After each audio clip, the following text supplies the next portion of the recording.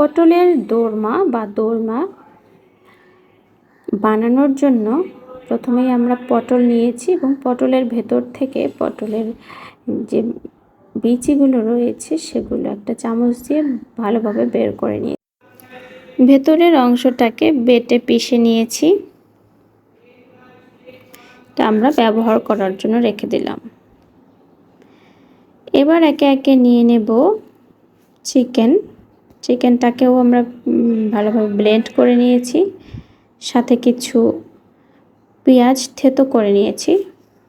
এবার দিয়ে দিচ্ছি আদা বাটা, রসুন বাটা,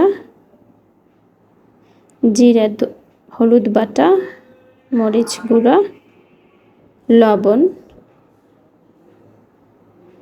সামান্য জিরা গুঁড়া, থেতো করা পেঁয়াজ, চিকেনের পেস্ট, সব কিছু ভালোভাবে মিক্স করে নিচ্ছি।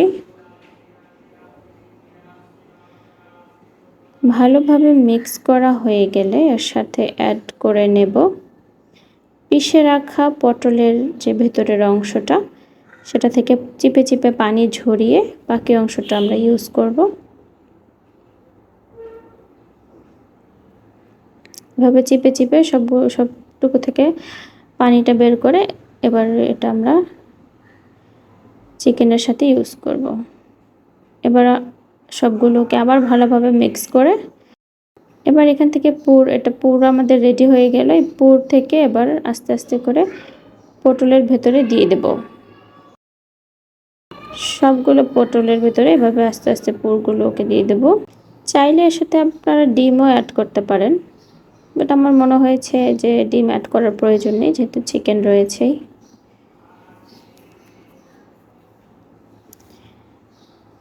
এভাবে এক এক করে সবগুলোর ভেতরেই আমরা ফিল আপ করে নেব। এবার চলে যাব ভাজতে।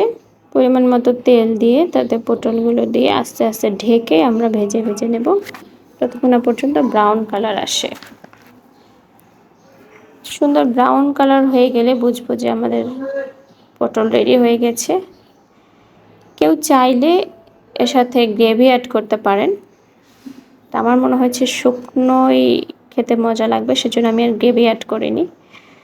পোলাও, সাদা ভাত, খিচুড়ি যে কোনো কিছুর সাথেই কিন্তু খেতে খুবই লোভনীয় লাগবে।